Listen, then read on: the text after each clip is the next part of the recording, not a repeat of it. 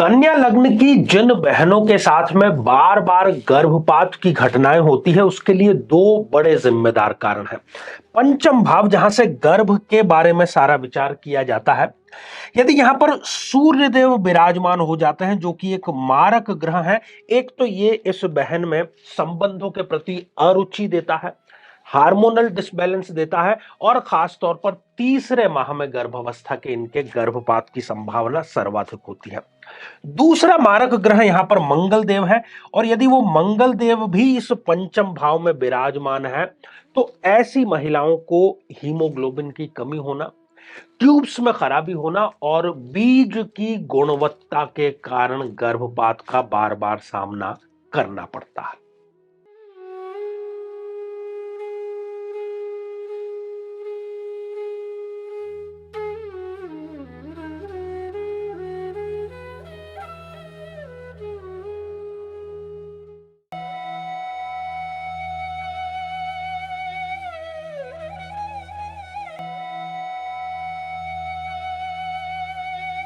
तो मेरे बहुत ही प्रिय और बेहद सम्मानित साथियों, हृदय की असीम गहराइयों से अभिनंदन, बहुत बहुत हार्दिक स्वागत।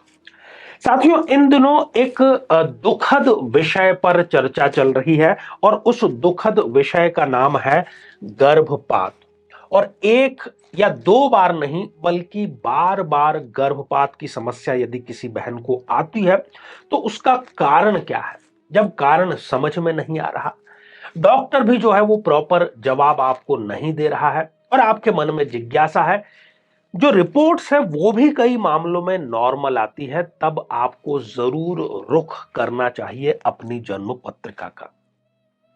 और हमने शोध के दौरान, रिसर्च के दौरान इस बात को बिल्कुल पुख्ता पाया है कि जिसका कारण हम बाहर खोज रहे हैं उसका सूक्ष्म कारण, उसका बीज कहीं ना कहीं जन्म पत्रिका में, दशा में, महादशा में होता है। तो साथियों, आज हम चर्चा करेंगे कन्या लग्न की जन्म पत्रिका के बारे में और उन सभी बहनों से जिनकी जन्म पत्रिका कन्या लग्न की है और दुर्भाग्यवश यदि उनके साथ में भी यही समस्या आ रही है तो उनको उस कारण को जानने का हक पूरा बनता है। तो आप अपनी जन्म पत्रिका खोल करके जरूर रखिएगा। और साथ ही यदि आपका कोई और लग्न है और अपने लग्न से संबंधित आपने एपिसोड नहीं देखा है तो यहां आई बटन में हम आपको उसका लिंक प्रोवाइड करा रहे हैं ताकि जाकर के आप उसको देख सकें और समझ सकें कि कारण आखिर क्या है। तो साथियों, कन्या लग्न की इस जन्म पत्रिका में संतान के लिए या गर्भ धारण के लिए जो उत्तरदायी ग्रह है वो है शनिदेव। क्यों है शनिदेव? क्योंकि इस पंचम भाव से, जहां पर कि आप 10 नंबर का अंक लिखा हुआ देख रहे हैं, इस पंचम भाव से ही यह विचार किया जाता है, इसका निर्धारण किया जाता है कि गर्भ की संरचना कैसी होगी, गर्भ सुरक्षित रहेगा नहीं रहेगा, गर्भपात की कितनी संभावना है, गर्भ संबंधी कोई विकार होगा या नहीं होगा। तो इन सब बातों का विचार पंचम भाव से किया जाता है।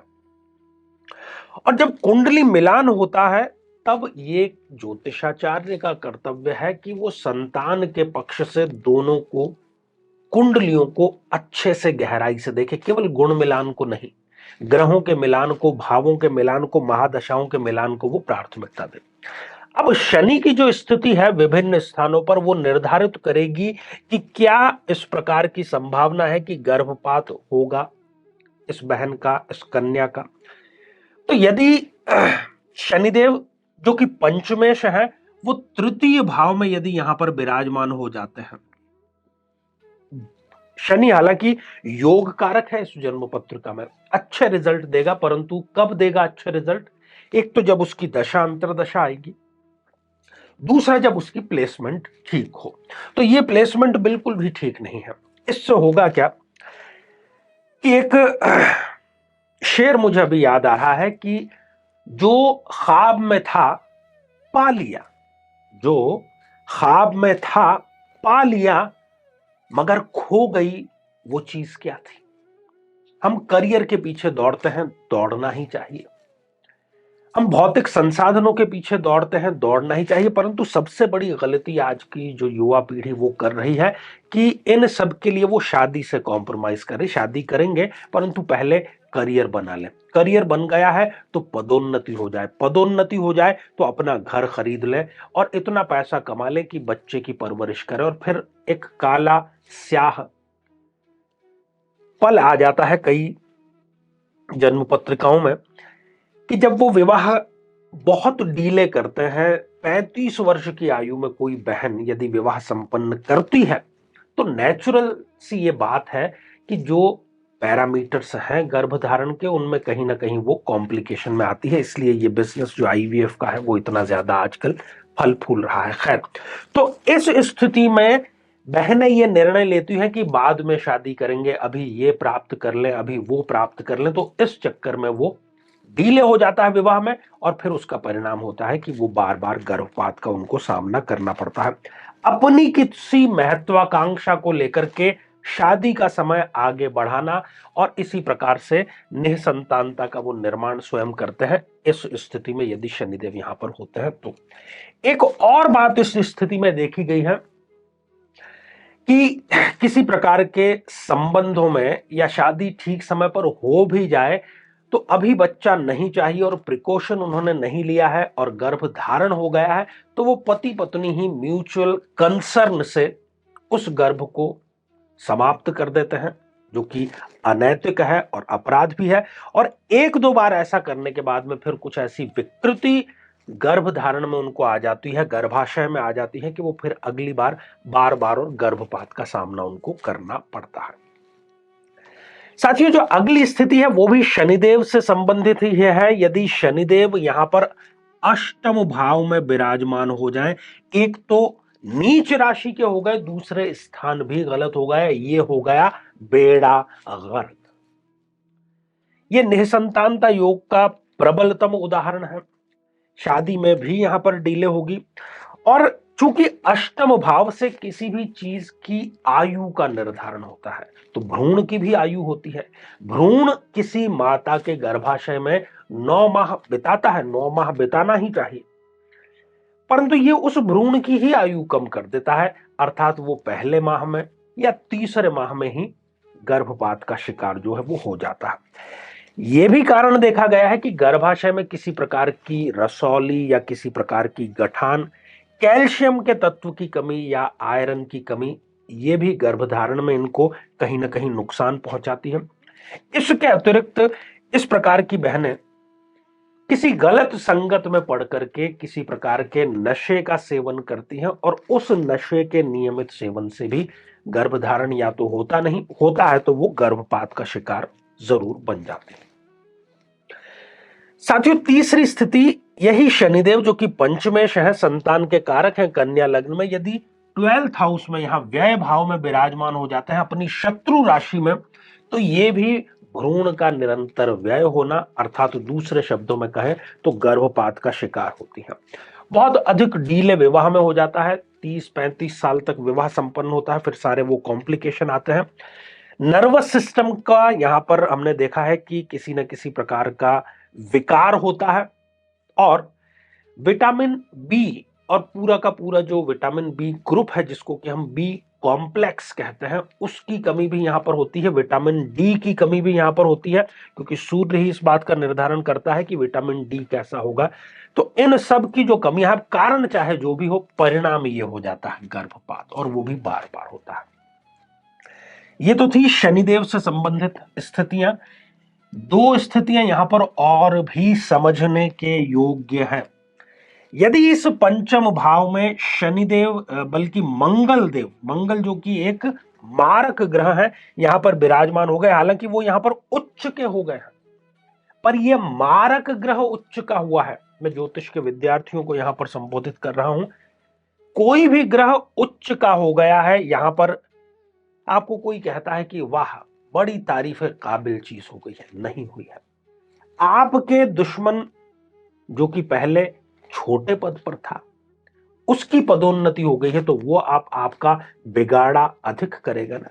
वैसे ही मार्केश होकर के मंगल उच्च का हुआ है, तो वो तो और भी सत्यानाश करेगा।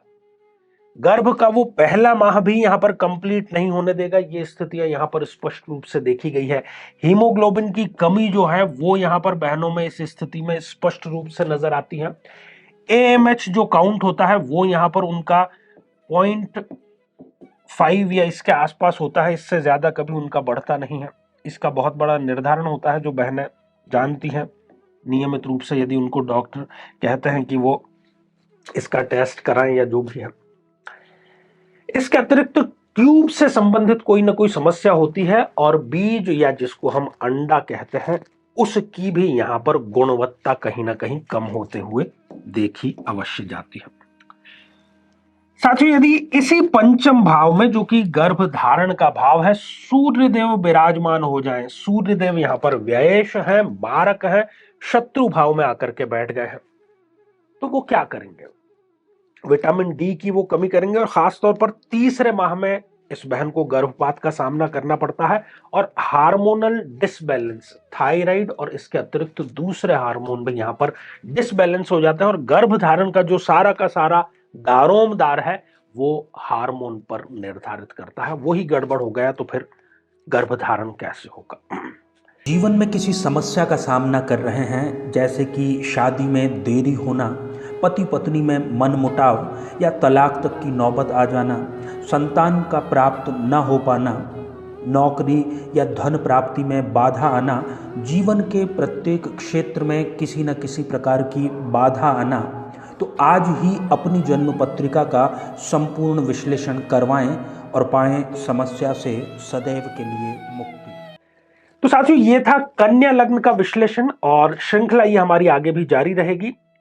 अब समय इशारा कर रहा है कि आप लोगों के जो कमेंट्स हैं वो शामिल किया जाए। तो पहला ही कमेंट जो है वो हमारे नियमित और सम्मानित दर्शक शकुन शरण जी का है। Most respected Acharya ji, although it's not my ascendant but rashi is same, many things are resembled with my life, it's bit shocking but true, Thanks for everything except my humble and heartiest regards, blessed me always।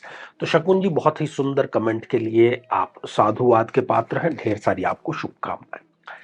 साथियों, अगला comment सृष्टि भारद्वाज जी का है।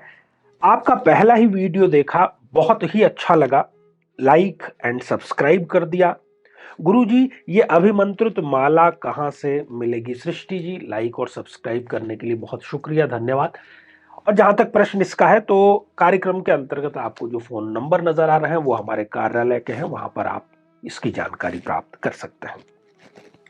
साथियों, अगला comment है S princess, very very beautiful explanation Acharya ji, character, nature, behaviour, loyalty, सही सोच, habits ज्यादा मैटर करती है। तो प्रिंसेस जी, इन सब की जागरूकता के लिए ही हम कार्यक्रम लेकर के आते हैं। हम ये चाहते हैं कि जब आप अपने लिए कोई कन्या या अपने लिए कोई वर चुनने जा रहे हैं, तो किसको आपको प्राथमिकता देना चाहिए? भौतिक संसाधनों को, जिसकी आयु बहुत थोड़ी है, जरूरत तो है लाइफ में, पर ऐसी वैल्यूज जो कि जीवन को सही आनंद देती है। तो साथियों, आज के लिए केवल इतना ही, और इसी मंगल कामना के साथ में कि आप सभी स्वस्थ, समृद्ध और शांतिपूर्वक जीवन व्यतीत करें। नमस्कार।